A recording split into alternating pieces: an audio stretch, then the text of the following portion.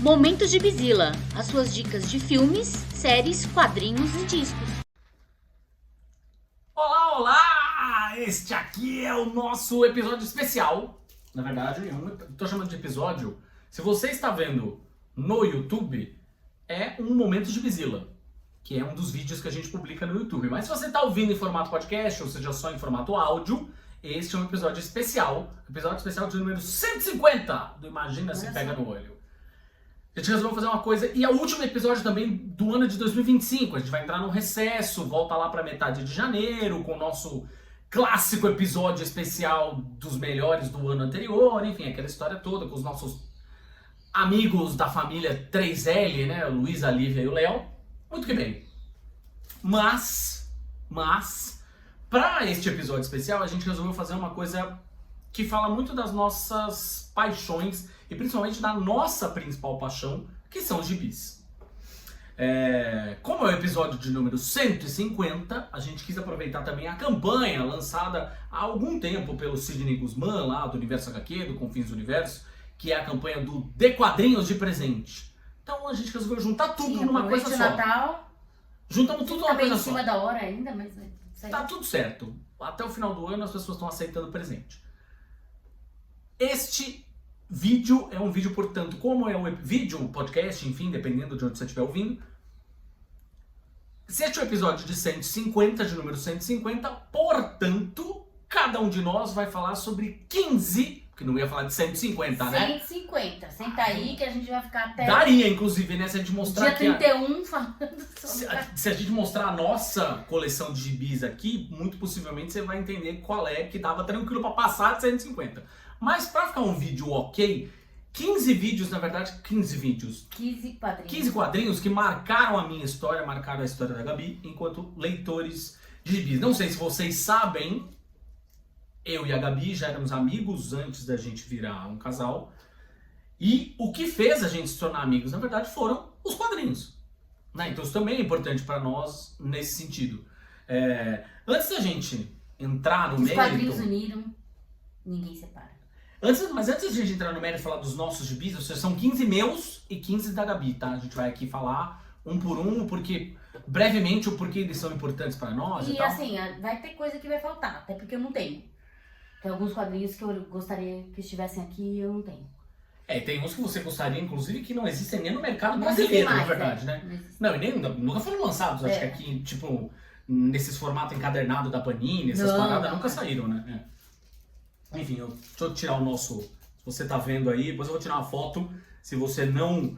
se você tá acompanhando via podcast, enfim, mas aqui no nosso vídeo do YouTube, você tá vendo o nosso mascotezinho aqui, que é um gibizila improvisado aqui, ó. Muito bem. Antes até da gente falar dos nossos quadrinhos, os meus 15 favoritos, portanto, e os 15 favoritos da Gabi, favoritos e também porque tem alguma história, né? São importantes pra gente por algum motivo. Eu queria levantar a bola. Como é que começou a sua relação com quadrinhos? Bom, eu comecei uma relação com quadrinhos porque meu pai gostava muito de quadrinhos, né?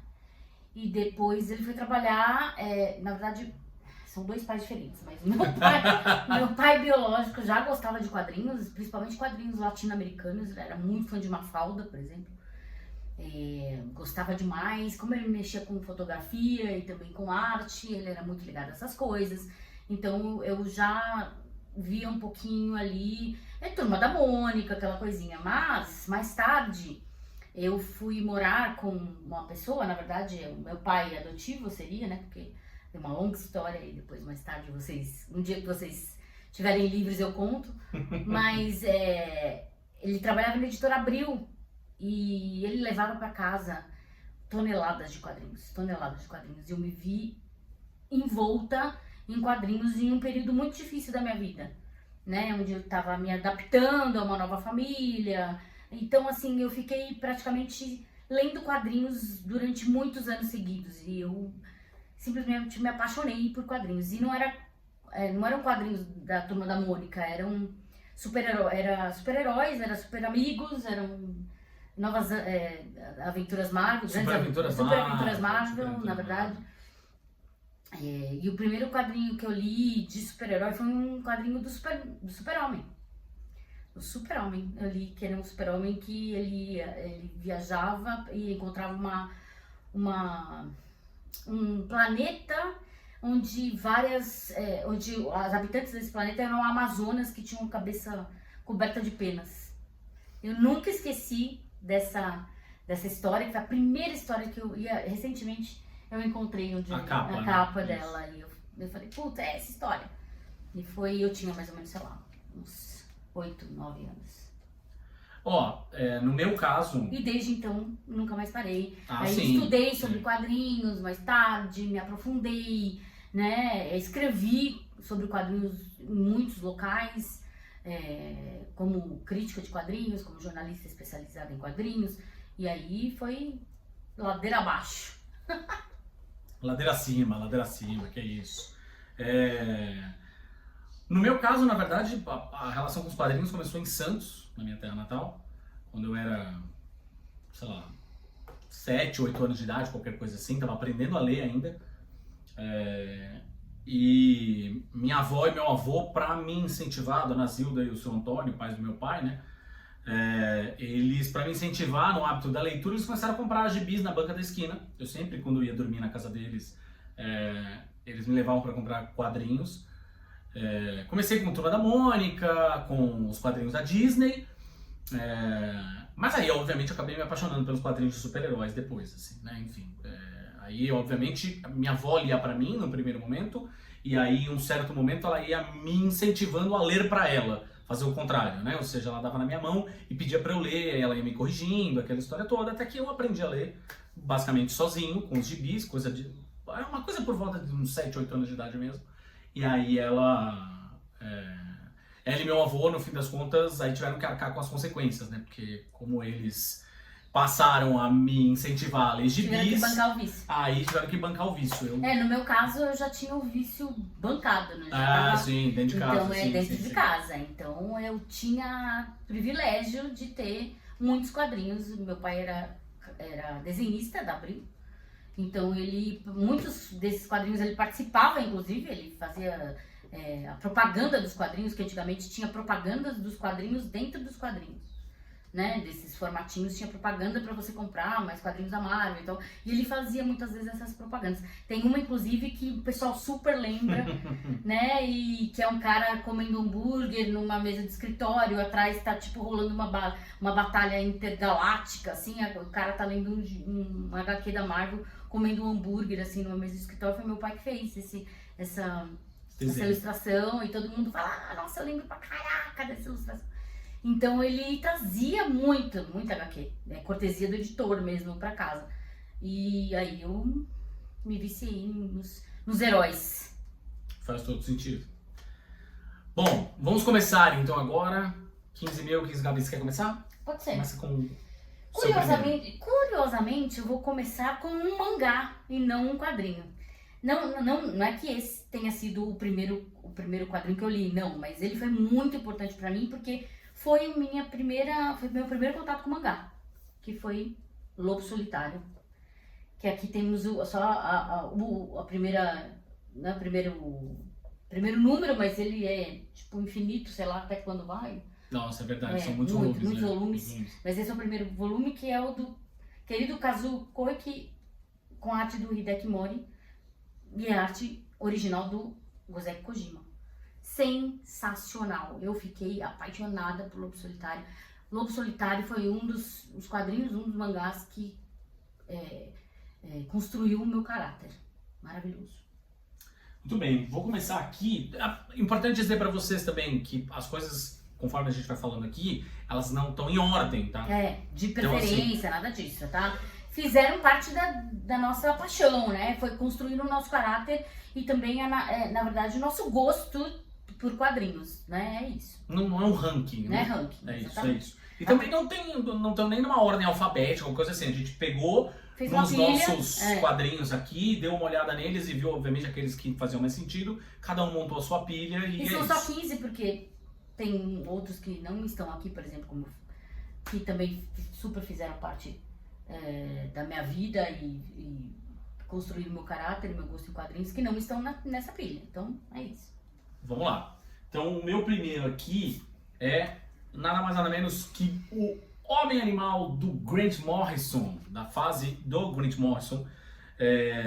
Cara, assim, eu falei bastante sobre esse gibi, o quanto ele é importante quando eu participei do episódio do Fala Animal, sobre esse gibi. Ele foi muito importante pra mim por ser um gibi que me fez enxergar. Um gibi não, uma série, né? A gente tem completa aqui essa fase toda do Grant Morrison. Ele me fez enxergar o quanto era possível expandir os limites dos quadrinhos enquanto arte sequencial. Ou seja, essa coisa de ter uma metalinguagem, de inserir o próprio autor da história no gibi. E tem uma coisa que aqui foi muito importante pra mim, quando eu tive lá por volta dos meus 20 e poucos anos, quando eu tive a chance de reler esse gibi, que é o fato da relação do Homem-Animal, de fato, do Bud Baker, com os animais. Sim. Dos quais ele extraía os poderes. E tem toda uma discussão sobre vegetarianismo aqui, que inclusive fez o próprio Grant Morrison virar, aliás, e próprio Grant Morrison, né? O Grant Morrison agora é não binário. Mas que fez com que ele se tornasse vegetariano também, né? Ou seja, e isso mexeu comigo ali enquanto era moleque, lendo lá no DC 2000, né? Quando saía aqui no Brasil, né? Ainda publicando dentro de uma daquelas revistas Mix. Mas depois, quando eu pude reler isso, de novo, com 20 e poucos anos, que foi quando eu comecei, quando de fato me tornei vegetariano, lá por volta de 20, 21 anos, eu tive a chance de reler esse gibi e tudo fez sentido, assim, né? Tudo se encaixou na minha cabeça. E é um personagem B da DC, mas que eu simplesmente adoro. A gente fez um videozinho daqueles curtos.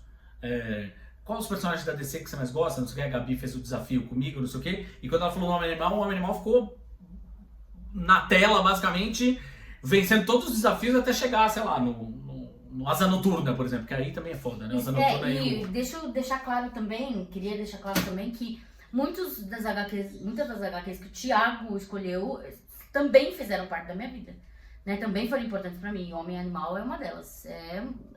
Essa série é sensacional. A gente tá tentando não repetir, né? Você também, né? Exatamente. Ficar, né? Pra falar, eu também quero, esse também gosta. Mas acho que tudo que ele... Quase tudo que ele escolheu... Vejamos, vamos ver. Vai você. Tudo que ele escolheu, talvez eu tenha escolhido. Vai pro segundo, você. Bom, eu não poderia deixar de falar sobre Demolidor Fase Miller, né? Que moldou, na verdade, o meu amor por esse personagem, que é meu personagem preferido ever. Não é o preferido da Marvel, o preferido da DC, é o preferido de todos os personagens. O Demolidor é o meu personagem preferido. Eu já escrevi sobre ele bastante, vai lá no Gibzilla ver. Toda a simbologia do Demolidor, por que ele usa um uniforme de diabo, ou qual é aquela relação do diabo com fazer justiça, com se rebelar, com todas essas questões. E eu acho que a fase do Miller, na verdade, foi quando o Demolidor renasceu e se tornou o Demolidor que ele é hoje, que nós conhecemos como, né, inclusive com o uniforme vermelho, porque ele não tinha um uniforme vermelho, ele tinha um uniforme amarelo e vermelho, né? Mas não todo vermelho. E essa relação com a religião que ele tem, com o catolicismo, ele ser irlandês, tem todo um background, ele ser irlandês, essa relação que ele tem com a religião, tudo isso foi o Miller que emprestou pro personagem. E enriqueceu demais o personagem, né? Deixou ele muito, muito mais tridimensional, né? Muito mais complexo, o personagem muito mais complexo. Então aqui, Demolidor Fase Miller. Aqui tá um encadernado que eu tenho Visionaries, que eu tenho 3 volumes. Muito bem, vamos lá a um outro gibi. É engraçado porque esse gibi, tô falando dos Os Leões de Bagdá, escrito pelo Brian K. Vaughan e desenhado com os desenhos do Nico Heinicon. É engraçado que esse gibi foi um dos primeiros. Eu amo a história, É uma história, para quem não conhece, que é basicamente uma romantização do que aconteceu de um ataque dos Estados Unidos a Bagdá, ao Iraque, né, na guerra do Iraque. Essa história é uma história verdadeira, óbvio, mas esse gibi é uma romantização, porque você vê os Na verdade, diálogos... é uma história ficcional dentro de um contexto. Você vê os diálogos real. entre os leões, aquela história toda, enfim. Mas são... Quando teve o bombardeio de Bagdá, uma das coisas que aconteceu foi o zoológico Foi bombardeado também, e os leões que estavam no zoológico estavam livres pela cidade, andando pela cidade. Ou seja, botando terror na população, como se não bastasse tudo o que estava acontecendo. E é um gibi muito sensível, muito delicado, e o que eu acho legal é que ele veio numa fase muito interessante para mim. O Fabiano Denardinho, beijo, Fabiano Og, que trabalhou na Panini durante muito tempo, hoje é o responsável pela editora Hipotética. Esse foi um dos primeiros gibis que me fez ganhar dinheiro com gibis.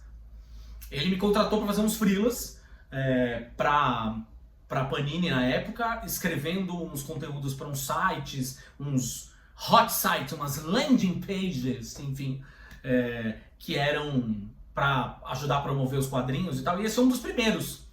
E na verdade eu não tinha lido o gibi ainda, ele deu na minha mão para ler, não sei o que, e eu fiquei absolutamente apaixonado. E é legal que em um certo momento, quando ele me deu esse gibi na mão, ele falou: Tó, agora você não está gastando dinheiro com o gibi, agora os gibis estão dando dinheiro para você. Eu falei: veja só.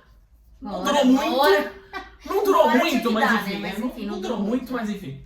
É isso. Exatamente. Eu vou ficar também com um clássico de uma das equipes que eu mais amo. Talvez a equipe que eu mais ame. Não sei, tem Tropa Alpha, que eu gosto demais também. Tem Avengers, que eu gosto demais também. Mas essa aqui, com certeza, é do meu coração. Que é X-Men. Eu talvez tenha lido entre os gibis que eu li na minha vida, que eu li muito, talvez um dos mais que eu mais tenha lido na minha vida tenha sido X-Men. Eu li X-Men assim durante os anos 90 inteiro. Eu li tudo que saía de X-Men, todos, né? Então eu consumi muito X-Men, muito. E a fase do Claremont, é claro, né? Tipo, nos anos 90. E essa aqui é Deus Ama o Homem Mata, que é uma história sensacional, né? Que tem também a questão do Magneto chegando. Aí tem a Cruzada Striker, que é preparando para purificar a Terra. E aí toda essa questão de quem deve viver, quem deve morrer, quais são as espécies superiores e inferiores. Então tem muita questão de eugenia aqui, tem muito preconceito, que na verdade foi para isso que os X-Men foram criados, né, para personificar essa questão do preconceito. Então essa HQ fez muito parte da minha vida. Eu tenho um carinho muito grande por ela. Essa HQ inclusive é engraçada, né, porque ela é talvez o grande momento para você dizer para o seu amiguinho direitista, falar, você não entendeu nada, direita, você não leu Deus Ama o Homem Mata. Porra, amigo, esse sinal, você gosta dos X-Men de verdade, você realmente acredita em qualquer merda que aquele imbecil do Bolsonaro ou o Trump ou o que quer que seja eles dizem, então relê esse gibi do começo ao fim, que acho que você não entendeu porra nenhuma. Exatamente. Bom, vamos falar de um quadrinho nacional agora, que é uma gracinha, que se chama Quando Você Foi Embora, da Ana Cardoso. Foi lançado aqui no Brasil pela Balão Editorial. A Ana, você talvez conheça das Graphic MSPs, ela fez a Graphic MSP do Mingau, né, o gatinho da Magali. Cara, esse é um gibi lindo. É pra chorar, assim, de verdade. É de chorar, tá? É de chorar.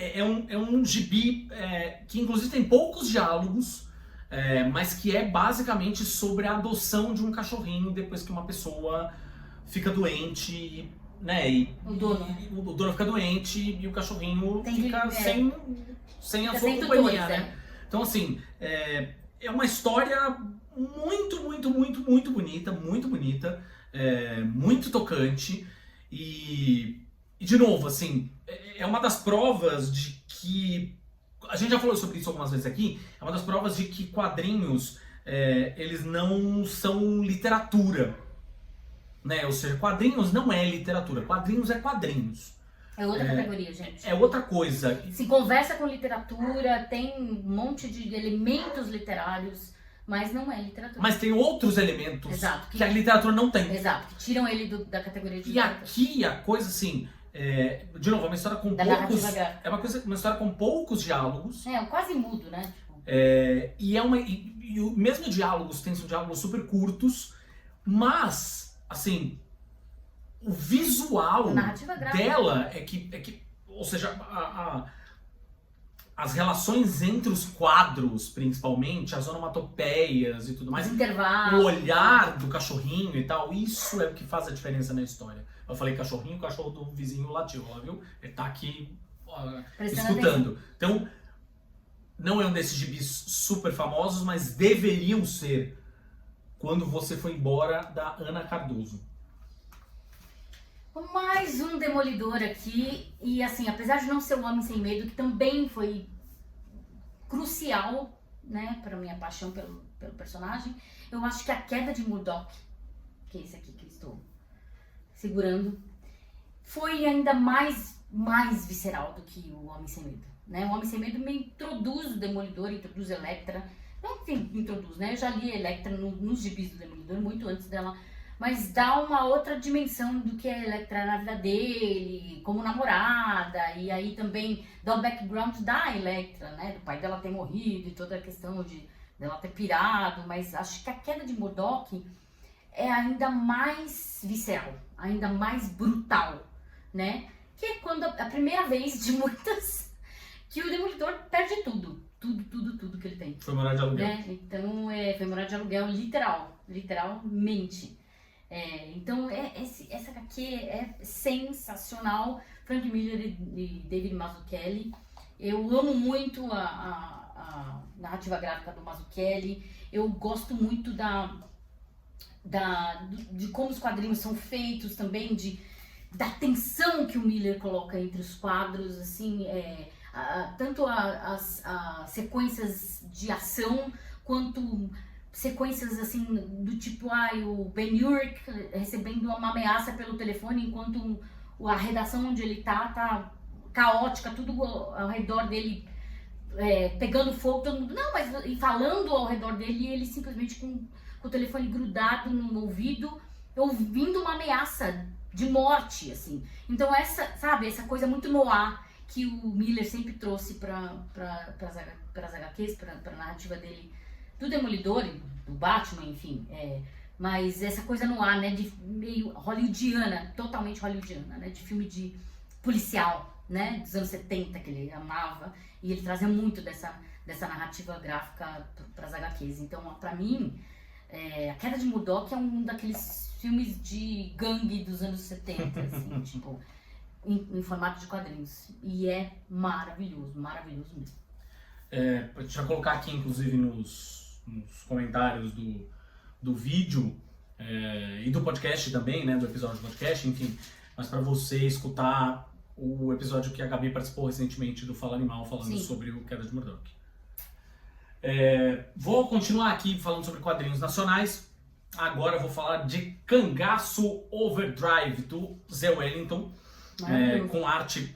Essa primeira edição, tem uma segunda já, né, que saiu recentemente, mas essa primeira edição com arte do Walter Giovanni. Cangaço Overdrive saiu pela editora Draco, e eu já tenho entrevista, inclusive, com o Zé a respeito dessa HQ lá no Gibizilla. Tinha entrevistado ele no Judão na época, falando do primeiro, e aí a gente foi falar com ele sobre o segundo no Gibizilla já. Cara, é uma história basicamente sobre um cangaceiro que acaba ficando congelado, uma história de ficção científica, né? Então assim, ele acaba ficando congelado, digamos assim, e o corpo dele é trazido de volta à vida, utilizando tecnologia cyberpunk, Criogenia. no futuro, né? Então ele tem um corpo que é um corpo ciborgue, e ele volta à vida com as memórias ainda um tanto embaralhadas do passado, mas você vai entendendo que aquele Nordeste com o qual ele estava acostumado no passado, definitivamente. Essa história se passa no Nordeste. O segundo, Cangaço Overdrive, na verdade, o personagem principal vem pro Sudeste, vem para São Paulo, mas essas passam no Nordeste, e ele percebe que no fim das contas o mundo não mudou tanto assim da época dele, ou seja, tem sempre sim um cara rico, poderoso, colocando quem tá ali na base da pirâmide, exatamente, achatando aquelas pessoas que estão sempre em busca de uma oportunidade, em busca de terra, em busca de um lugar para morar, em busca do mínimo para a sua subsistência. Então, no fim das contas, ele acaba tendo a oportunidade de usar esses implantes cibernéticos, não sei o que, justamente para tentar fazer a diferença de novo. E o mais legal é que em nenhum momento tem um paninho sendo passado, porque o cara, o cangaceiro, também não é muito flor que se cheire. Não, tá? Assim, é uma pessoa um personagem difícil, complexo. Eles então, não foram, isso... né? Não tem uma romantização. Exato. Então isso que faz esse gibi ser ainda mais legal. Cangaço Overdrive. E ela está aqui, uma, né, que mudou a minha vida inteira. Inclusive tem aqui a assinatura do Bill Sienkiewicz, aqui ó, pra mim. Eu já contei várias vezes como eu me apaixonei pela Elektra, que é um personagem B, na verdade, coadjuvante, era pra ser uma sidekick do Demolidor, né? Aí depois virou par romântico, aí depois virou assassina do Demolidor, né, na verdade. E aí ganhou vida própria, depois ganhou importância própria, e aí agora é uma, né? Talvez não agora, mas já teve seu protagonismo na Marvel. Mas essa obra aqui, que é Elektra Assassina, que é o do Miller e do Sienkiewicz, é uma obra-prima em termos de linguagem de quadrinhos, tá? Isso aqui marcou a época que ela foi lançada, foi mais ou menos 86. Eu era criança, ainda não podia ler, né? Eu era pré-adolescente, não podia ler. E eu roubei essa HQ da estante do meu pai. Tinha uma estante dessa, assim, e maior que essa, tá? E essa daqui, ele tinha alguns quadrinhos eróticos também, que guardava lá em cima. E essa aqui tava lá nas últimas prateleiras, que é onde eu não podia pegar. E aí um dia eu já tinha lido tudo que você pode imaginar, né? Quadrinho Funko belga, quadrinho Turma da Mônica, quadrinho mangá, tudo que tinha em casa eu já tinha lido. E aí eu falei, putz, lá em cima eu nunca vi. E aí tinha Valentina, tinha Justine, tinha um monte tinha Manara, tinha Crepax, tinha tudo isso, e tinha Elektra Assassina. E aí, quando eu vi, na verdade, essa mulher com um trabucão, né, na capa, eu falei, cara, é essa aqui que eu quero ler. E eu lembro que eu li isso aqui, eu fiquei estupefacta. Essa é a palavra. Eu fiquei estupefacta porque eu não sabia que quadrinhos poderiam ser feitos dessa forma, da forma que foi feito, né, Elektra Assassina. Cheio de colagem, com páginas de splash pages e na verdade, ilustrações que vazavam para outro quadrinho, vazavam para outra página, e onde a narrativa gráfica complementava completamente a história, não precisava ser escrita, estava ali desenhada, e eu entendi completamente, né, que aquela pessoa ou estava sangrando, ou estava louca, estava transtornada, porque os olhos estavam meio tortos fora da cara, e tudo tremido, e assim, eu fiquei absurdada. E isso me colocou o Bill Sienkiewicz como um dos meus grandes ídolos em termos de quadrinistas, né, de ilustradores, e eu tive o privilégio de conhecê-lo, de conversar com ele, de contar essa história para ele. E outra coisa que também me aproximou muito da Elektra foi porque a Elektra tem uma história de ter perdido pai e mãe, de ser uma órfã, e isso meio que tinha acontecido comigo, né? Eu tinha ficado órfã de pai, eu tinha ficado separada da minha mãe, e eu estava numa nova família, e era tudo muito novo pra mim. E ela me deu, eu me espelhei na Elektra, eu me espelhei nela, na força que ela teve para sair da situação onde ela estava e se tornar uma mulher fodástica, né, com um monte de problema que a história tem, né, da sua época, que a gente sabe que tem sexualização, blá blá blá, e tudo isso. sabe que até hoje isso existe, infelizmente, mas naquela época muito menos consciente do que hoje. Mas eu me espelhei nela, tanto é que eu entrei no Kung Fu por causa da Electra e eu fiz 10 anos de Kung Fu, me tornei 13º Dan e por causa da Electra e minhas armas escolhidas eram a Sari, por exemplo, por causa dela. Então, Electra Assassina me moldou, eu amo essa HQ, eu falei o quanto ela me transformou a nível pessoal mesmo, e falei isso pro Bill e ele ficou muito agradecido, ficou com os olhos cheios d'água, me abraçou e foi sensacional. E eu tive o privilégio de conhecê-lo e falar que a obra desse artista mudou minha vida e ele ficou super feliz por causa disso. E eu tô quase chorando. A minha próxima também é um personagem da Marvel, que é um dos meus personagens favoritos da Marvel. Se a gente for falar desses super-heróis, é o segundo, logo depois do Homem-Aranha. Se a gente for falar de personagens mesmo da Marvel, é o terceiro, que aí ele vem depois do Doutor Destino, que eu gosto muito. Mas eu tô falando do Gavião Arqueiro. E eu tô falando especificamente do arco, o arco do Arqueiro Verde, do Gavião Arqueiro. Outro arqueiro. Vocês percebem que eu gosto de arqueiros, enfim. É o arco escrito pelo Matt Fraction e com a arte do David Arra. Começa com... A gente tem completo aqui, ele começa com Minha Vida Como uma Arma. Isso é lindo e pra mim moldou o personagem como ele é hoje. Hoje, o Gavião Arqueiro é o que é o personagem na Marvel por conta dessa passagem. E foi uma passagem que, no fim das contas, ajudou a dar mais camadas ao personagem. Ou seja, ele lida com a história da surdez, que é uma história que foi ficando meio esquecida, perdida, né? Enfim. Não tão explorada. O fato dele lidar mal e porcamente com relacionamentos, com todas as mulheres que passaram pela vida dele, ele lidou pessimamente com todas elas. É meio que um ponto dos heróis, né? Os heróis sim. Os heróis não se dão muito bem com mulheres, é muito raro. E aqui é o momento em que a gente tem a aparição da Kate Bishop, da Gaviã Arqueira, que é uma personagem incrível também. Que meio que também desperta nele uma coisa meio paternal. Exato. Muito legal a relação deles. E, gente, isso aqui é ouro, principalmente pela arte do David Arra. O David Arra, o que ele faz aqui, brincando com os quadros, fazendo o Gavião Arqueiro pular de um quadrinho para o outro, atravessando os quadrinhos, ou brincando com o movimento que a flecha faz, ou ainda tem o cachorrinho, o Pizza Dog aqui, que é o cachorrinho que vira mascote do Gavião Arqueiro. Tem uma história, por exemplo, que é toda contada sobre o ponto de vista do cachorro. É maravilhoso. Assim, é sensacional. Então, é isso que faz quadrinho ser quadrinho. Exatamente. É isso a diferença do quadrinho da literatura, a narrativa gráfica, ser contada além da narrativa textual, né? Além da literatura, além do que é escrito. Vamos lá. E aqui vem, né, outra que também moldou meu caráter, V de Vingança, minha HQ preferida do Alan Moore.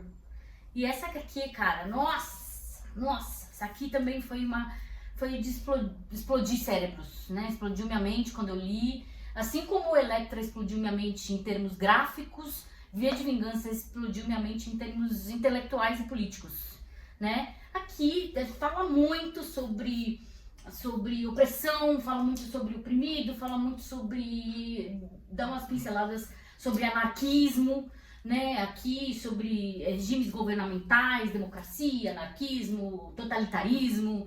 Então, caraca, se você quer presentear alguém que você acha que está meio alienado, dê V de Vingança para essa pessoa, entenda. Apesar de a gente saber que os símbolos de V de Vingança, a máscara do Guy Fawkes já foi sequestrada e subvertida e mal usada por muitos grupos por aí, a essência dessa HQ ainda aliás, é o que ele fala na HQ. Ideias são a prova de balas. Então, podem fazer o que quiser com a máscara do Guy Fawkes, mas o que essa HQ tem, o conteúdo dela é a prova de qualquer subversão. V de Vingança, do Alan Moore, maioral. Ó, deixa eu fazer um parênteses. Você que viu o nosso vídeo falando sobre os gibis do Alan Moore, uma homenagem a ele que a gente fez no aniversário dele, tal. Você sabe que esse gibi não estava nas nossas mãos, né? A gente colocou até a imagem dele, que falou, pô, a gente tem esse gibi, mas ele tava perdido, não sei o quê. Assim como o Electra também. A Gabi tá mostrando agora esse gibi, e justamente porque nós encontramos o gibi. A gente fez uma rearrumação das nossas coisas. Na verdade, aqui. eu fiquei muito preocupada, porque quando a gente gravou esse Do Alan Moore, eu fiquei, porque sumiu, o de vingança sumiu, e o Electra também tinha sumido. Então eram duas HQs que eram do meu coração, que eu falei, Thiago, a gente perdeu, eu não sei onde tá. Eu fiquei desesperada, aí o Thiago falou, não, eu vou achar ele. Foi gibi pro gibi procurando. Mas, eu vou fazer uma inserção. Se você tá vendo se você está ouvindo o podcast, tá bom. Depois vá lá no vídeo do YouTube pra ver só essa parte aí, por volta do minuto 35, qualquer coisa assim. Agora, se você já tá vendo em vídeo, você vai ver agora que eu vou fazer uma inserção te mostrando como está o nosso quarto ainda. Ou seja, está bagunçado ainda, os gibis e os livros todos bagunçados, não sei o quê, porque a gente, como falamos, mudamos tem pouco tempo. E a gente não teve tempo de arrumar as coisas aqui. Então, se você gosta... Na verdade, arrumar apropriadamente, como a gente quer. Sim. A gente quer pôr estantes, prateleiras, sim. Exatamente. Porque na outra casa era todo planejado, a gente ia e a gente teve que deixar lá. E aqui a gente quer fazer uma coisa bonitinha também, quer fazer um escritório legal, até pra gente poder gravar em melhores condições pra vocês também. Ter um cenáriozinho mais legal, mais bonitinho, mais chararãs, pra gente poder... Então... Se você está inclusive, vendo essas patrocina imagens... a gente. Se você é um cara que é da Evolukit... É esse o meu ponto. Entendeu? Da Evolukit, ou um cara que vende móveis aí, faz planejamento de móveis. Manda pra cá, a gente vai montar a nossa gibiteca e vai mostrar. Esses móveis foram planejados pela tal, pela Evolukit, pelo caralho a quatro que Se você conhece alguém da Evolukit ou qualquer correlato, por exemplo, marca aqui no vídeo, marca no podcast e tal. E óbvio... São muitas HQ, gente. Se você não conhece ninguém, gibzilla@gmail.com. Considere, se você gosta do trabalho deste casal de produtores de conteúdo, considere fazer um Pix, qualquer que seja o valor, pra gente conseguir de final de ano, pra gente conseguir montar esse quadro, tá? gibzilla@gmail.com. Fácil, super fácil. Tá aqui na tela se você tá vendo no YouTube. Se você não tá vendo no YouTube, vai estar lá no podcast, na descrição do episódio. Beleza? Muito bem. Sessão pedinte. Vamos lá. Falando agora especificamente mais um quadrinho nacional. Angeli, os escrotinhos, Nossa. que são os meus personagens. Essa edição que a gente tem aqui em casa, inclusive eu tenho o autógrafo do menino Angeli. Aqui, olha só, você que tá vendo no YouTube, você tá vendo que eu tô mostrando. Gente, assim... Angeli. Dos três... Não tem que falar, né? Dos três... Dos Cavaleiros, que depois, obviamente, tivemos lá a inclusão do Adão, né? Mas, enfim, dos três, Laerte, Glauco e Angeli, o Angeli sempre foi meu favorito. Também. E o Angeli, claro que hoje eu, talvez, possa dizer que me identifico muito com o Bob Cuspe. Porque a minha vontade é sair cuspindo na cara das pessoas na rua. Não, mas não só Algumas isso, mas pessoas. pela questão dele ser punk. Sim, eu sei. Mas eu sei que você tem vontade de cuspir nas pessoas. claro, sem dúvida. O Thiago fala que quando ele ficar velho, ele quer cuspir nas pessoas. Outras coisas eu quero fazer quando eu ficar velho, mas não vou falar aqui pra não tornar esse vídeo, enfim, não family friendly. Mas eu sempre gostei muito dos escrotinhos, desde a adolescência, inclusive quando eu desenhava, né, com mais frequência, eu desenho um pouco menos hoje, mas quando eu desenhava, fazia curso de quadrinhos, não sei o que, os escrotinhos e o Savage Dragon, que é um personagem que eu amo, que a gente não tem aqui, aliás, não está aqui, estaria entre os meus 15, mas não tá, porque a gente não tem, porque não acabei não guardando da época que foi lançado pela Abril e não sei o que, e ninguém lança essa porra encadernada, cadê, caralho? Mas enfim, estou aqui tergiversando, como diria o Chico Barney. Os escrotinhos eram personagens que eu desenhava pra caralho, assim, e eu adorava os escrotinhos por causa desse humor.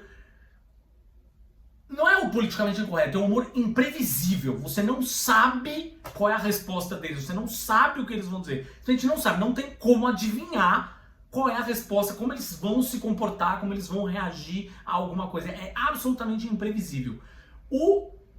Claro que o personagem do Bob Cuspe é a personificação do punk, mas toda a obra do Angeli, de alguma forma, carrega essa questão do punk consigo, né? Ele é meio Rebordosa, né? todos os personagens do Angeli, de alguma forma, personagens carregam um pouco isso, né? Bem urbanos, né, também. Então, ele é muito paulistano, né? Tipo... Essa edição é uma edição que eu amo, deixei até separada para reler aqui depois.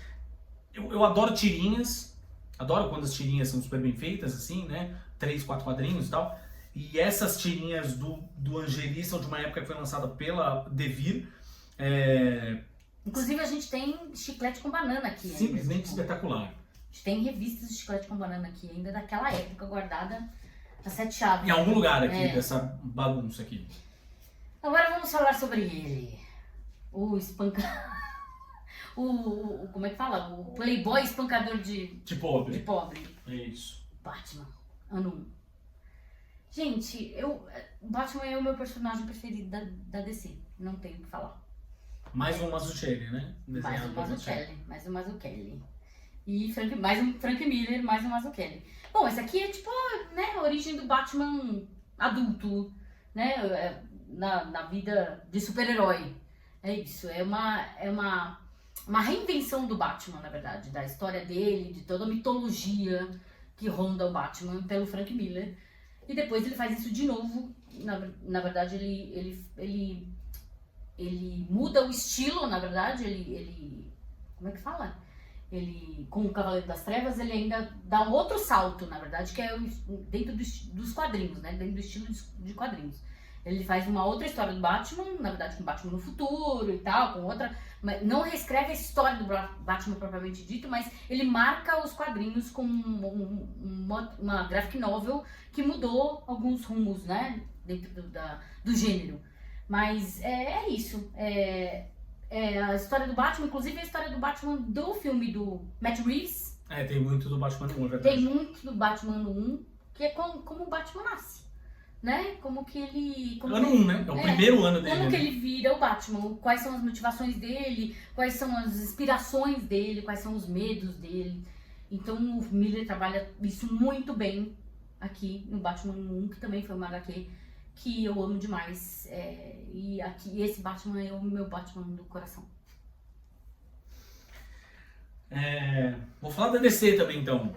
Estou falando da Liga da Justiça Internacional, que é obra Mais do amada. J.M. Matheis, do finado Kate Giffen e do Kevin Maguire, com o traço do Kevin Maguire.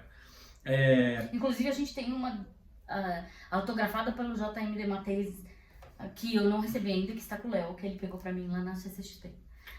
Cara, isso aqui, assim, foi muito legal quando eu tive a oportunidade, a honra de entrevistar o J.M. Matheis num aniversário aí da Liga da Justiça Internacional. Ele foi um querido, respondeu todas as perguntas com carinho, assim, sabe? Foi uma época, inclusive, que Legends of Tomorrow, que era a série do CW lá, né, do universo CW, tava bombando e tava se aproximando cada vez mais da Liga da Justiça Internacional, que é essa fase da Liga da Justiça estrelada por um monte de personagens B e que vai para um lado bem mais humorístico, vai para um lado que é quase uma sitcom, as lutas, E, qualquer coisa que valha, foda-se. Né? Eles exploram muito o relacionamento da equipe. Sim. Eles exploram muito a questão da equipe, como eles são quando trabalham juntos. E é isso que é legal. É isso que é legal você ver numa equipe. É como que o Batman se dá com o Superman, como que o Flash se dá com... É isso. E essa equipe é sensacional. A gente... a capa que a gente tem 2 encadernados aqui, e a capa do primeiro é aquela capa clássica do desenho do Kevin Maguire, que ele sempre faz, né, com a equipe sendo olhada de cima e tal.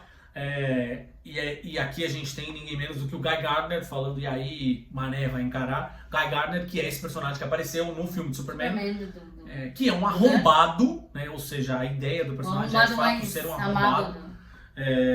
Mas, assim, eu já tinha gravado até um vídeo pro Warner Channel, pro Domingo Heróico do Warner Channel, falando sobre os seus Lanternas Verdes favoritos. O meu Lanterna Verde favorito é o Guy Gardner, por mais que ele seja um arrombado, na verdade, principalmente por ele ser um arrombado, né? Ou seja, porque é um personagem que tem falhas, defeitos que você acaba amando odiar, né? Enfim.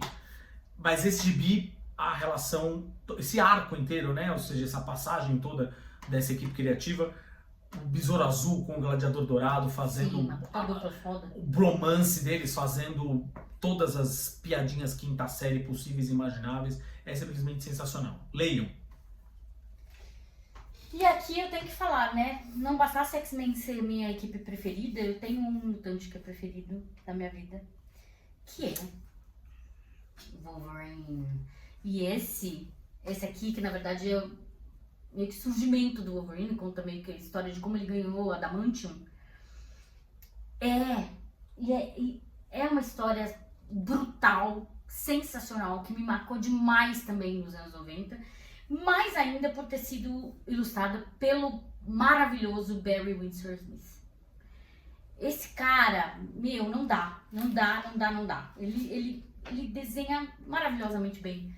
Não tenho o que falar, do desenho do Barry Windsor Smith, que é sangrento, brutal, animalesco, cheio de referências tecnológicas também. E, ai gente, é maravilhoso, é maravilhoso. Eu li isso aqui, reli várias vezes e pra mim continua sendo um gibizaço que moldou também meu caráter e meu gosto para gibis. Arma X. É isso que eu ia falar, a gente falou o título, né? Porque Arma X do Barry Windsor Smith, que na verdade é ilustrado e escrito por ele. A gente tá tentando fazer aqui uma coisa que, óbvio, fique boa pra você que tá escutando no Spotify, no Deezer, na Amazon Music, o que quer que seja, mas também pra você que tá assistindo no YouTube, né? Então aqui no YouTube a gente tá mostrando as capas dos gibis, mas você que tá escutando só pra você saber do que a gente tá falando. Aqui tem um outro gibi que a gente falou também naquele vídeo. A gente falou naquele vídeo sobre o Alan Moore.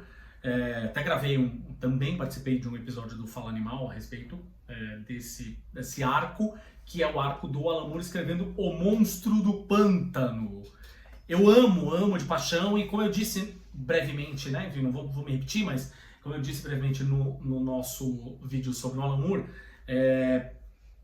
pra mim é uma coisa que vai muito além do Lição de Anatomia. Lição de Anatomia, que é a primeira história, que é a história que todo mundo lembra, que é o que define o Monstro do Pântano como sendo uma planta que acha que é humano e não um humano que virou planta.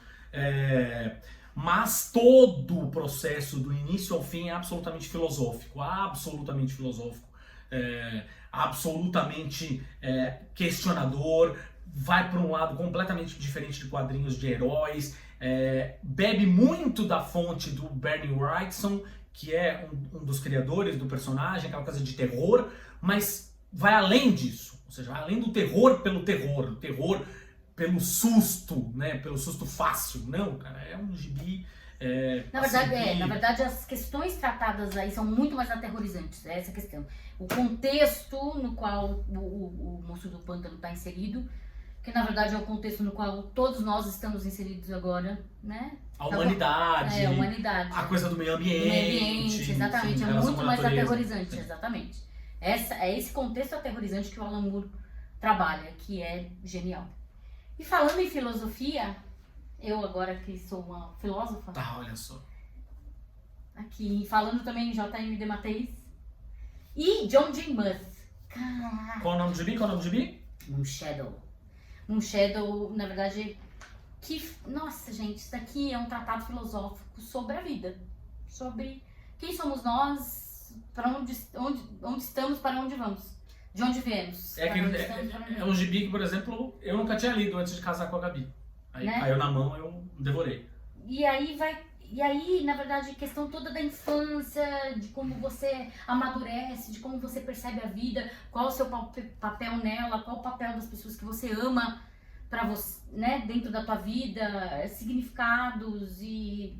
Gente, é lindíssimo e é uma HQ muito, assim, tem aquarelas do John J. Muth. Ele é aquarelado, ele é todo aquarelado. São aquarelas. Isso daqui é um encadernado da editora Globo ainda, que saiu nos anos 90. Deve ter melhor, a Panini deve ter... Não, foi lançado inclusive foi o motivo dele ter vindo para a CCXP, foi lançado pelo Pipoca e Nanquim. É verdade, Pipoca e Nanquim. Isso é um clássico, você tem que ler Moonshadow. Se você gosta de HQ, você tem que ler Moonshadow, escrito pelo J.M. DeMatteis e ilustrado pelo John J. Muth. É uma obra-prima. e vai realmente explodir sua cabeça também. Você vai sair muito pensativo daqui, vai sair muito contemplativo, muito pensativo sobre os rumos que você está dando para sua vida, os rumos da humanidade, na verdade, né? Como que a gente se relaciona, o que importa. Então, é sensacional. Sensacional. Moonshadow do J.M.D. Mattheis e John Gilman. Mudou meu caráter também. Bom, muito bem.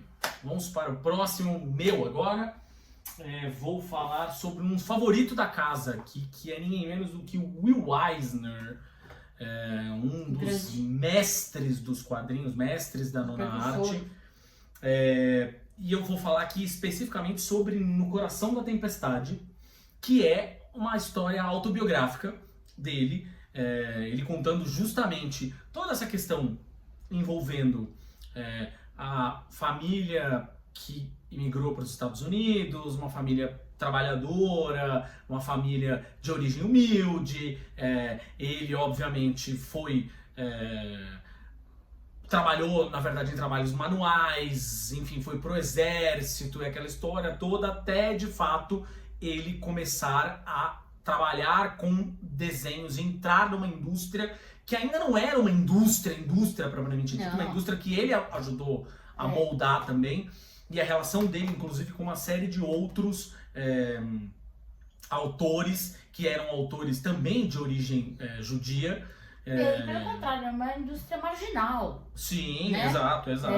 Na verdade, era uma indústria marginal. A indústria do entretenimento em geral nos Estados Unidos era uma indústria marginal. Né? Todo mundo fala, porque tem tantos judeus em Hollywood, na Broadway, nos quadrinhos.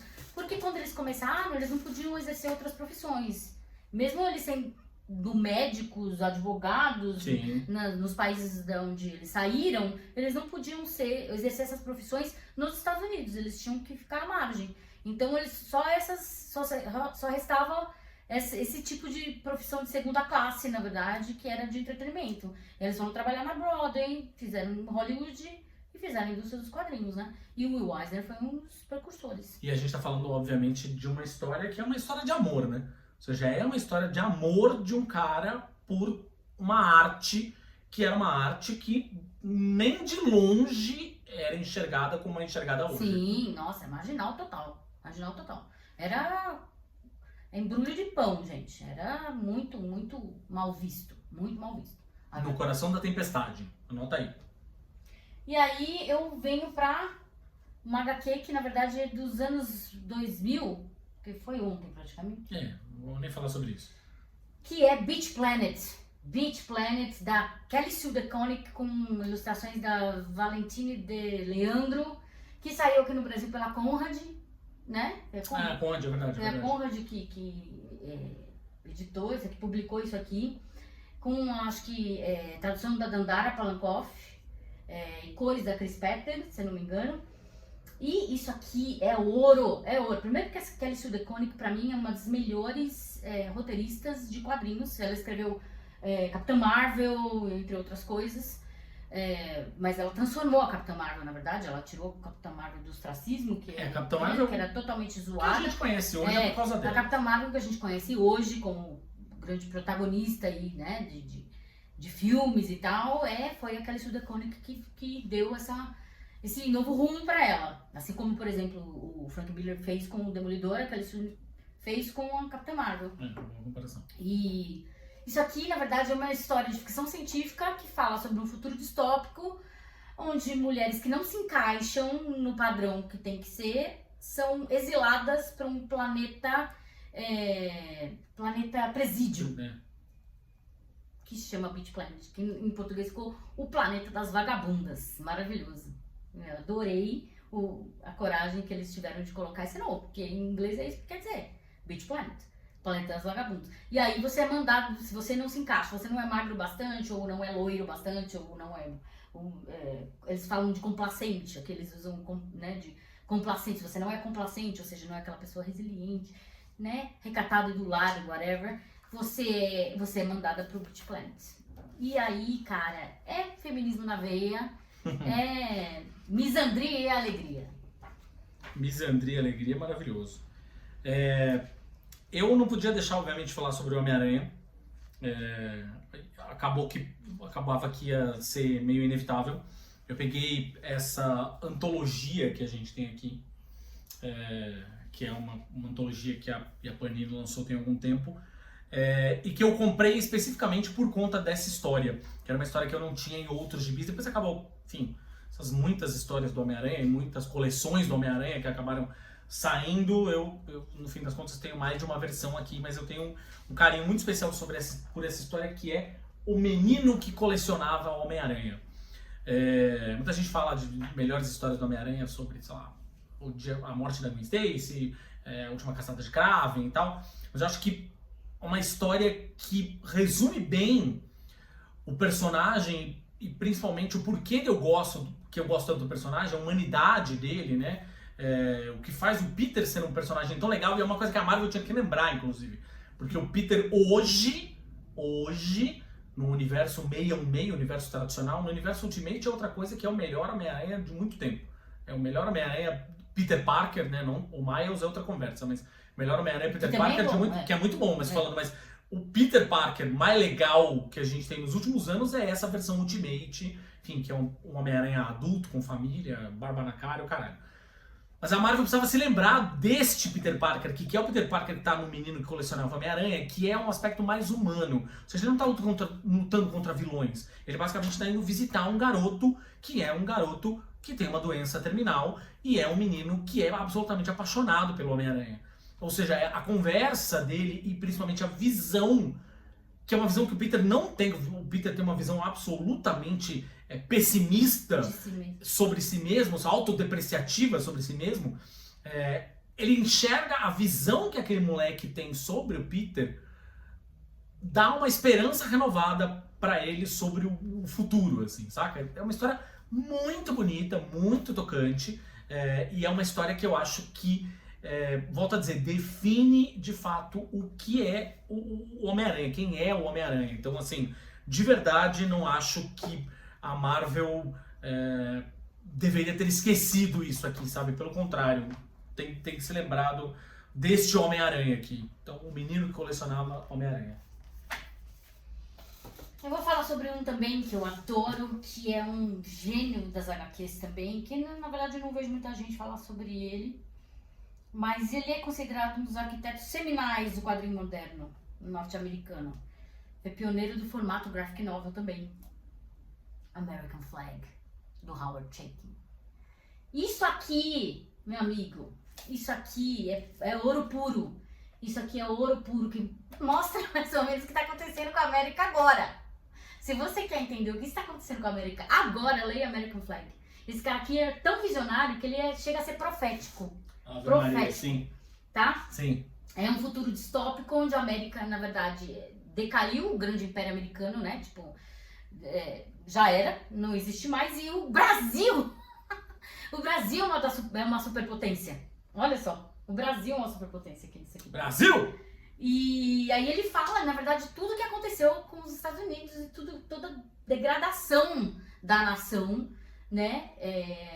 E aí o American Flag é tipo um agente, na verdade, americano, que aí mostra toda a decadência, toda a corrupção por trás do governo norte-americano e que levou a nação hoje a ser nesse futuro distópico assim, a ser uma das piores do mundo. Leiam American Flag, se vocês quiserem entender o que vai acontecer depois da era Trump. Aqui, ó. Manual de regras do Trump. Profecia. American Flag. Bom, vou falar sobre o gibi. Eu fiz um daqueles Gibizilla Express sobre esse gibi, inclusive. Daqueles videozinhos mais curtos. Se você tá no YouTube, tem uma playlist especificamente de vídeos desses de... Começaram com 1 minuto, mas depois foi ficando 2, 3, às vezes 4 minutos, enfim. Eu falei um pouco sobre esse gibi, que é Sabrina, que é do Nick Maria, Drunazo. Muito bem. Cara, é uma história também que fala, é triste pra caralho, e também fala muito sobre principalmente os Estados Unidos de hoje, mas o mundo que a gente vive, que é uma história que é basicamente sobre fofocas e notícias falsas e como as fake news Sim. se espalham e Enquanto isso destroem a acaba vida com das pessoas. pessoas. Exatamente. E o traço do Nick, que eu não vou me atrever a falar o sobrenome dele de novo, o traço dele é assim, econômico pra caralho, super quadrado, quase como se fosse... Quase um rascunho. É quase como se fosse aquela coisa meio russa, assim, saca? Uma coisa meio seca assim. Não tem detalhes, não tem isso. Tipo, é um Mas- quadrinho, sabe? Tem uma casinha e uma árvore. Mas o que ele precisa colocar, ele coloca. Assim, é super econômico, inclusive em termos de diálogos, né? Ou seja, e são diálogos, o que é mais legal aqui, é que eu falei isso também no vídeo que eu fiz, os diálogos são muito verdadeiros. Que se tem uma coisa que me incomoda pra caralho, são diálogos muito jogral, assim. Eu falo, você fala. Eu falo, você responde. Não, as pessoas não conversam assim. Os seres humanos não conversam assim. As pessoas se interrompem, elas falam por cima das Esquece o que tava outras. falando. Então, aqui também o lance dos diálogos, eu acho que é uma coisa que me pega pra caralho. De verdade, é um gibi recente, relativamente, né, enfim. E eu acho que é um tipo de gibi... Acho que 2015? Acho que talvez um pouquinho depois, porque ele chegou... 17. Ele chegou pra gente quando o pessoal da Veneta ainda mandava coisa pra gente. Aí, Veneta! Mas enfim, Sabrina, procurem, que isso aqui é lindeza. E é mais um daqueles gibis, de muitos que a gente tá falando aqui, são gibis que de fato mostram o potencial dos quadrinhos enquanto mídia. Os quadrinhos enquanto mídia. Né? Ou seja, esquece esse papo de literatura, que é o gibi mostrando a força do gibi. E aí eu volto pro meu aconchego, que é Cavaleiro das Trevas. Também foi, como eu falei, foi crucial para minha formação de crítica de quadrinhos, quanto jornalista especializado em quadrinhos, quanto fã de quadrinhos, quanto fã do Frank Miller dessa época, enquanto fã do Batman também. E essa HQ foi, como eu falei, mudou também grande parte de como eram feitas graphic novels, e foi um chacoalhão na forma como HQs eram feitas, pensadas, e o público para qual elas eram feitas. E é sensacional. Se você nunca leu o Cavaleiro das Trevas, não, né? Pelo amor de Deus, estamos falando com pessoas que já leram o Cavaleiro das Trevas. Mas se você não leu, se você é um jovem que está aqui agora pegando dicas de quais quadrinhos ler, leia esse aqui. Sensacional. E fala muito sobre fascismo aqui, tá? É extremamente político, fala muito sobre fascismo, fala sobre você querer controlar coisas que você não consegue controlar. Principalmente o que acontece quando a gente vai ficando mais velho. Imagina o Batman velho. É isso. Aff, Maria. Enfim.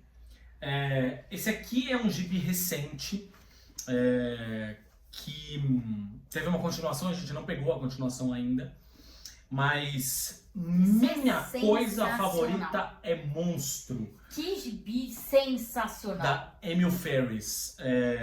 Cara, esse é um gibi que você mergulha nele e você não vê o tempo passar. Você pode ficar 5 horas lendo o gibi e você não vê o tempo passar. Você mergulha, parece que você tá dentro da história. Cara, a gente lindo, tem lindo, lindo. aqui, neste gibi, né, que foi lançado pela Quadrinhos da Companhia, na capa do gibi já tem, abre aspas, uma das quadrinistas mais importantes do nosso tempo, fecha aspas, dito por ninguém menos do que Art Spiegelman, que é o cara que fez Maus, que é considerado um dos quadrinhos, ou talvez por alguns estudiosos, o quadrinho mais importante de todos os tempos. Então assim, gente, não é pouca coisa, tá? E o que ela faz, cara, é uma história sobre...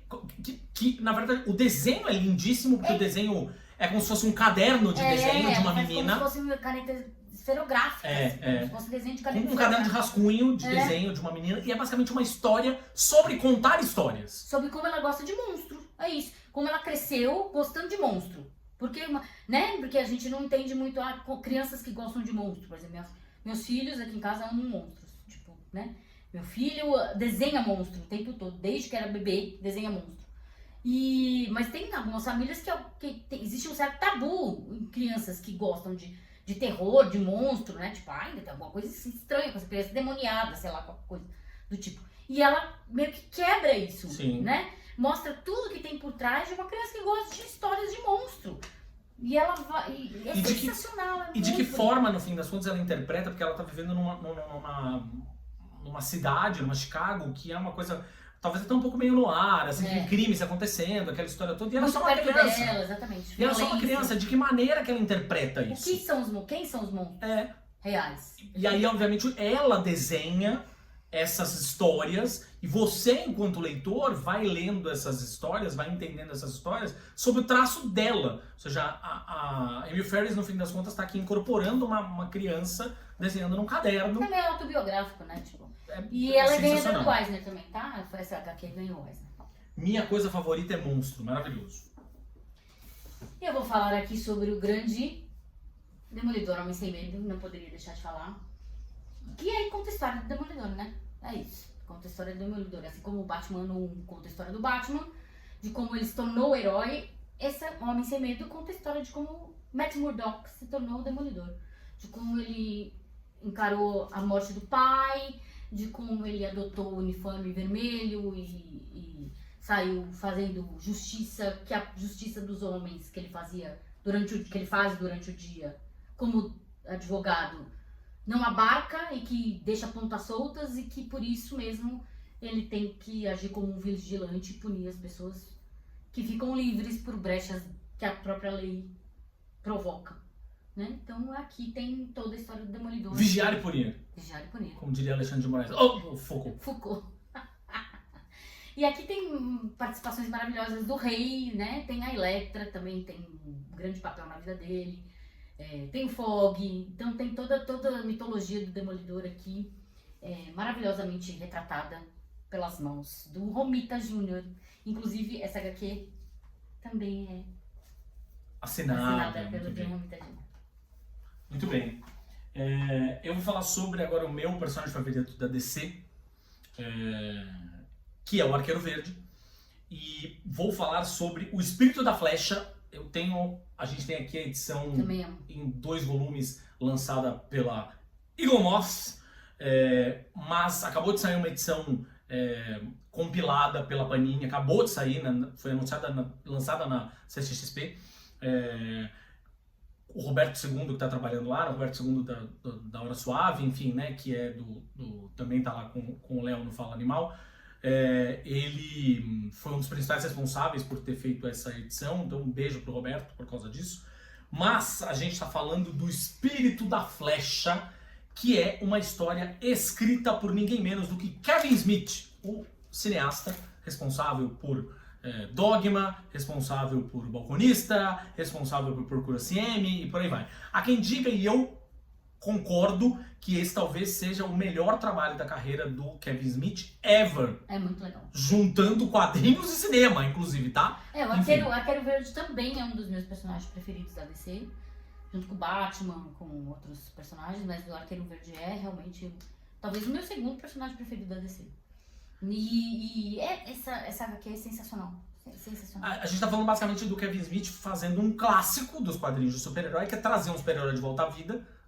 O Arqueiro Verde tinha morrido, e aí ele traz o Arqueiro Verde, mas o jeito que ele traz o Arqueiro Verde... Porque essa coisa de herói ressuscitar é sempre um paia, clássico, né? É um clássico. E aí tudo depende do jeito que você faz. E aqui o jeito que ele faz isso, assim, ou seja, ele traz o Arqueiro Verde de uma maneira que explora e vira um pouco a mitologia do Arqueiro Verde de pernas pro ar, assim, a ponto dele voltar e, no fim das contas, não entender muito bem qual que é o papel que ele tem no mundo. Ou seja, o que ele deixou para trás?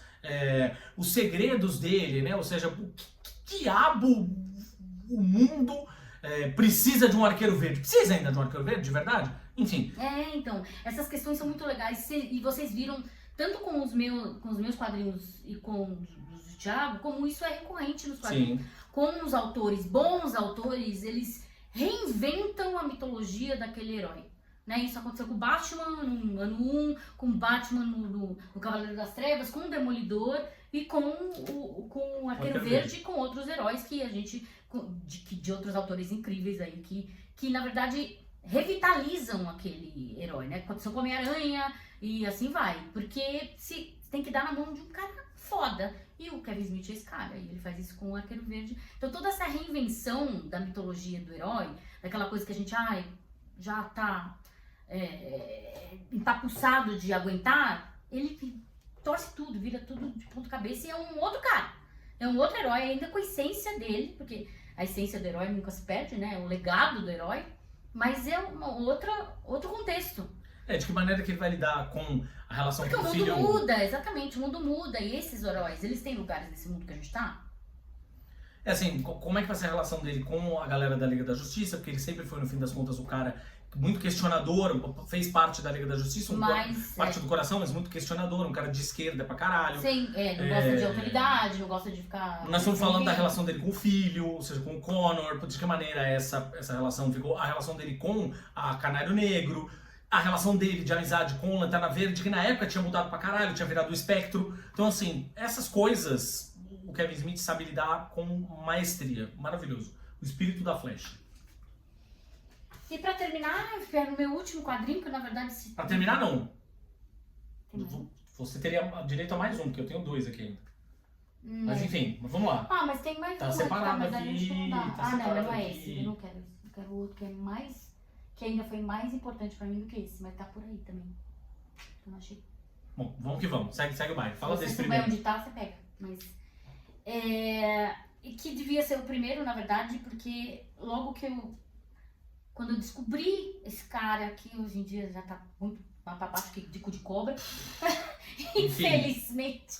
Mas a obra dele é incrível e por mais que a gente ache que tenha sido chupinhada de outro lugar, foi muito importante na minha vida como adolescente, gótica e leitora de quadrinhos, que é Sandman. Eu não consigo tirar Sandman da minha cadeia de HQs que foram importantes pra mim. Não consigo. Por mais que toda essa polêmica em volta do Neil Gaiman esteja rolando aí, eu não duvido de nada. Eu acho que ele realmente tenha sido esse pau no cu que estão dizendo que ele foi. E não duvido de nada dos relatos das vítimas. Pelo contrário. Mas esse HQ mexeu demais comigo. A mitologia de Sandman, de tudo, de todos os personagens, do sonhar, me moldaram o meu caráter, minha estética como gótica, né? Que eu usei preto durante grande parte da minha vida, querendo imitar o Sandman, querendo ser a morte, inclusive. Eu tenho, inclusive, a Morte, o Preço da Vida, assinado pelo Neil Gaiman, e ela foi muito importante pra mim, a personagem da Morte foi muito importante pra mim.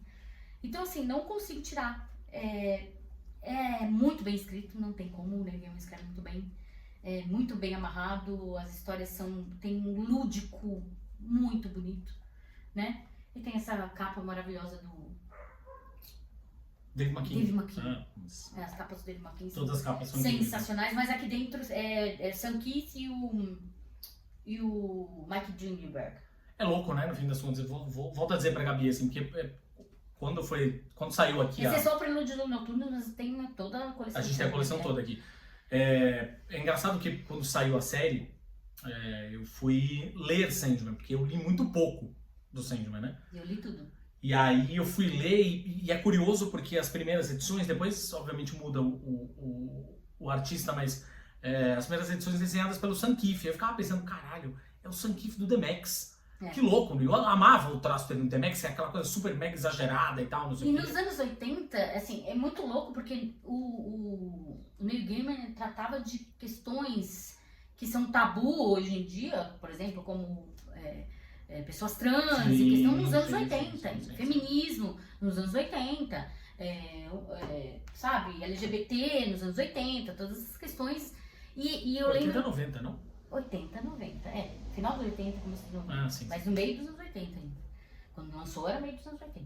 E ele também fez parte da invasão britânica aí, que foi chefiada pela Karen Berger, na Vertigo, que trouxe o Alan Moore, que trouxe o Neil Gaiman, mas eu lembro que entre os adolescentes que liam Sandman, existia muito essa coisa de, Sandman é quadrinho pra menina, né? Porque não tinha lutinha, não era super-herói, então não tinha Chato. músculos, blá, blá, blá, e tratava de coisas muito mais sensíveis, tratava de sonho, tratava de futuro, tratava de relações humanas, né? Então, isso era quadrinho de menina. Então eu lembro que existia muito essa cisão aí de, quem lê Sandman, meio estranho, aí você gosta. Que quadrinho você gosta? Aposto que você gosta de Sandman. Tipo, gosto também, porra, caralho. Então, assim, tinha essa coisa, porque era um quadrinho que era totalmente avesso ao que estava acontecendo naquela época, né? Com os heróis mega bombados, principalmente no começo dos anos 90, né? Que tinha aquela coisa dos heróis hiper mega bombados. Da Image Comics. Da Image, exatamente, com a ascensão da Image e tal. E o Sandman era muito mais profunda, no quadrinho profundo, no quadrinho que tratava de coisas muito mais filosóficas e humanas, né? Questões humanas, Sim. e que os quadrinhos geralmente não tratavam. Então eu não consigo tirar Sandman dos quadrinhos que me formaram. Foda-se o Neil Gaiman, viva Sandman. Bom, meu penúltimo aqui é uma série, assim, eu acho que o que o Tom King fez, a gente não conseguiu ler a Supergirl dele ainda, que é a inspiração do filme, do vindouro filme, né, com desenhos da Bilquis, mas a gente tem várias coisas dele aqui em casa e assim, é um cara que,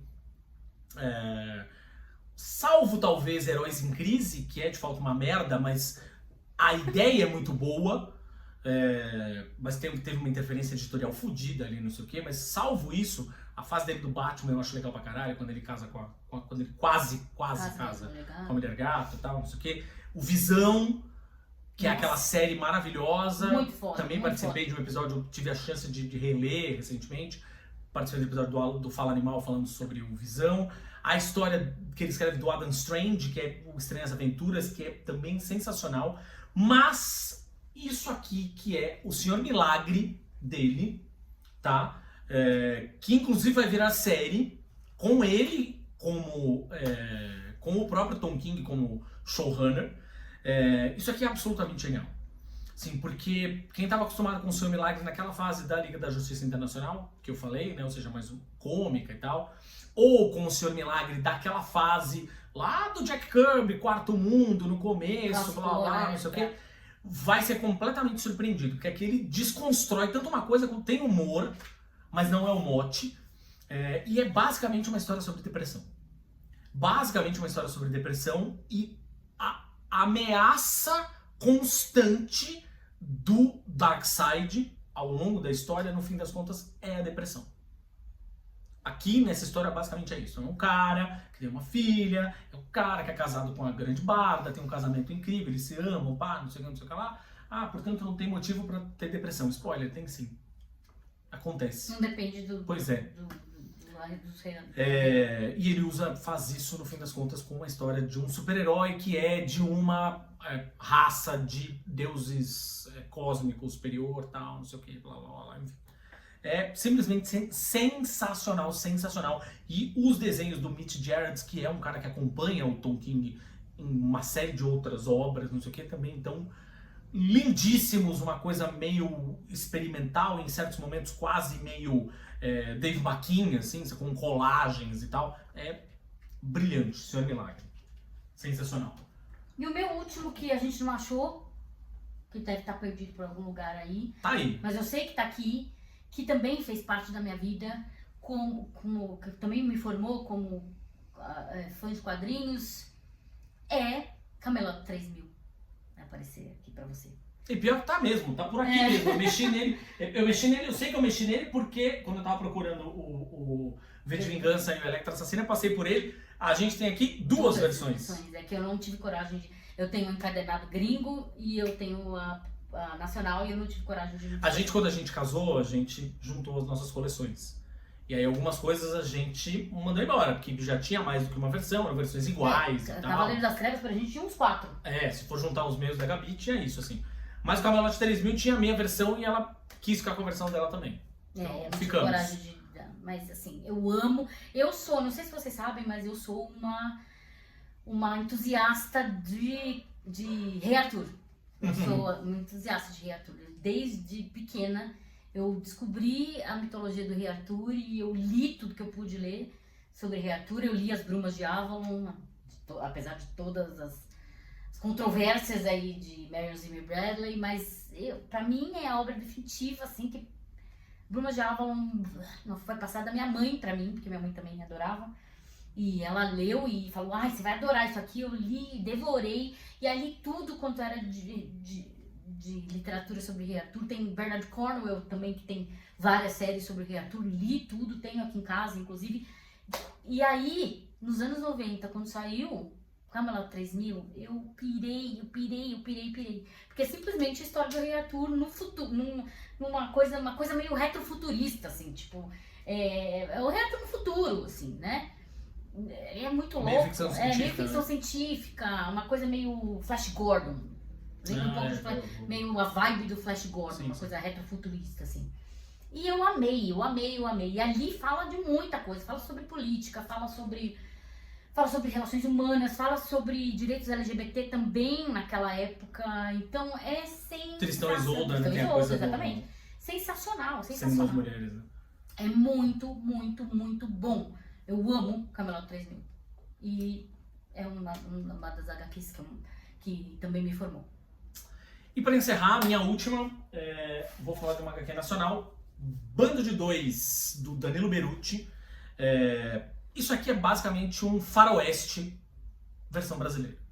Ele conta uma história dos rincões do Brasil, que é sim uma história de perseguição entre gangues, de cangaceiros e aquela história toda, e que é de fato um faroeste. Assim, o traço dele. Danilo Beruti é muito bom. É um traço que é um dos nossos grandes. É absolutamente cinematográfico, e é um cara que sabe contar bem a história sob um ponto de vista narrativo que te deixa preso ali na cadeira do começo ao fim.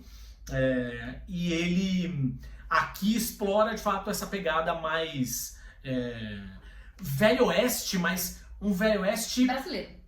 E um velho oeste mais violento, assim, saca? Assim, aqueles filmes, não um filme clássico, que é aquele filme que todo grande... Não, é assim, aquele velho oeste um pouco mais...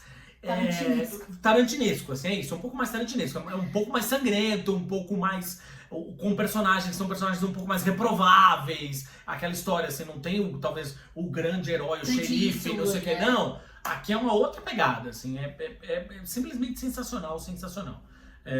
A edição que a gente tem aqui foi a que saiu pela Zarabatana Books. Eu não sei se eu tenho a impressão de que foi relançado aqui, até com uma outra capa. A gente tem essa capa que é uma capa mais pesada, que é basicamente uma cabeça dentro de uma caixa com um tiro no meio da testa.